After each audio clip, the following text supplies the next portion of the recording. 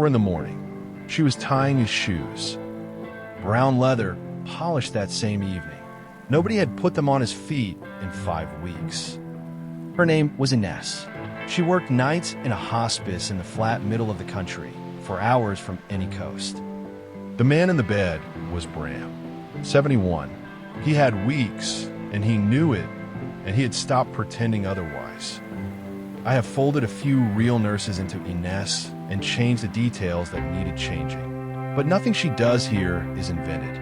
Near the end, I will give you the name of the place that proves how ordinary it is. He asked her for one thing. It cost her a night of sleep and 4 hours of dark motorway. And what he said when they finally reached the water is the part she still cannot repeat without stopping. 2 nights before, she had asked him a question, not the usual one. On nights you ask about the pain, whether they slept, whether they managed anything at supper. Ines asked him something else. Is there anywhere you still want to be? He looked at the ceiling for so long that she thought she had heard him. Then he said one word, harbor. He had been a ship's engineer for 31 years. Cold mornings, oil on his hands, the tide going out under him while he worked. The picture above his bed was a harbor wall on a gray morning. He had taped it up himself the day he arrived. She told him she would see what she could do. She meant it the way we all mean it. And that should have been the end of it. It wasn't. She drove home at 7 and sat outside her own house with the engine off, listing all the reasons it was impossible.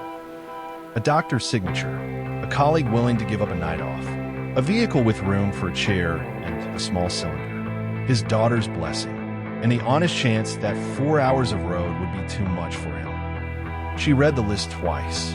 Then she went to bed and did not sleep. The doctor said yes in under a minute. That was the first thing that surprised her. The second was Sophia, 23, care assistant, 6 months in the job. Ines told her the 5 reasons, expecting her to agree it was bad. Sophia looked at her and said, which of those is a no? None of them was. Not one. That left the daughter. Nadia lived on the other side of an ocean. Ines called her at midnight and heard nothing for so long she thought the line had gone. Then Nadia said, asked him to look east. That's where I am. They left at 4:10 in the morning. A blanket, a chair, a small cylinder, and a man in his good brown shoes. Bram said, you're actually doing it. Ines said, don't make me regret it. He laughed, and it turned into a cough, and he waved her off. The first 2 hours were dark. Motorway lights, wet road, nobody talking. He asked for the window down 2 inches and the heater turn up both at once, and she did it without arguing. Sophia sat in the back checking numbers she did not need to check because it gave her something to look at. At 5:50, they stopped at a service station. Ines stood outside in the cold with a paper cup and did the arithmetic she had been refusing to do since midnight. He was still asleep when she got back in. She sat a moment and watched his chest the way you do. In the 3rd hour, the sky went from black to gray to something with color in it. The land flattened out, the fields gave up, and then, before they could see anything at all, they smelled it. You always smell the sea first. Salt, and something colder underneath it. Bram did not say a single word for the last 20 minutes.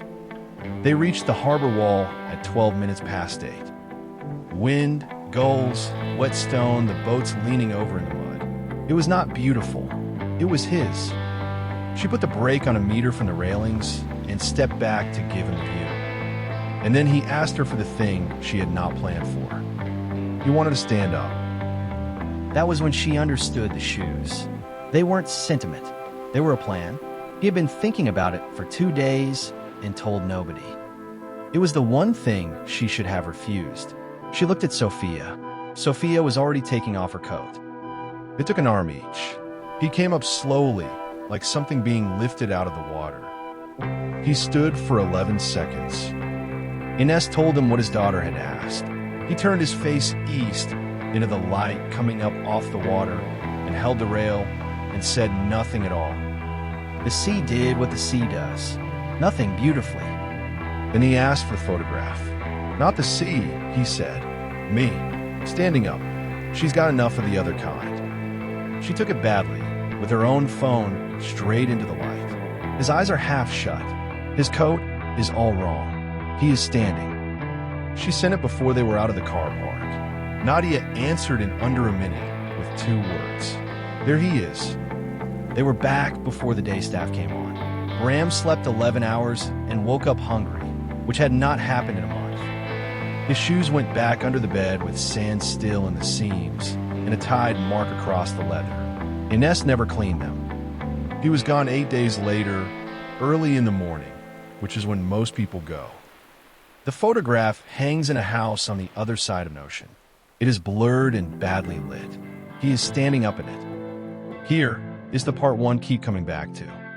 The whole thing cost 8 hours out of 2 people's lives. One night, less than a shift. Annie Dillard put it in one plain sentence in a small book about work. How we spend our days is, of course, how we spend our lives. Bram's life was 71 years long. The part of it his daughter looks at every morning lasted 11 seconds. You're going to spend the next 4 hours of your life on something, and you probably will not remember any of it by Friday. And somewhere in your phone is a person who would answer tonight if you asked them the question Ines asked. And in case you think this only happens in stories, in November 2006, a Dutch ambulance driver called Kees Veldboer was moving a patient between hospitals when a transfer got delayed. He asked the man what he would rather be doing. The man said he wanted to see the harbor, so they drove him to the water and let him sit there and listen to it. Veldboer started a foundation the following February. It has granted more than 20,000 last requests since. Most of the people who go out on those trips are nurses on their days off. Nobody pays them for it. They simply kept asking the question. So here is the thing to take with you, and it takes about 1 quiet minute. Tonight, ask one person, is there anywhere you still want to be? Then do the part everybody skips. Put a date on it before you hang up. Not soon, not we should, a date. You do not have 4 hours of motorway in you tonight, and you do not need them. Most last requests are not a coast.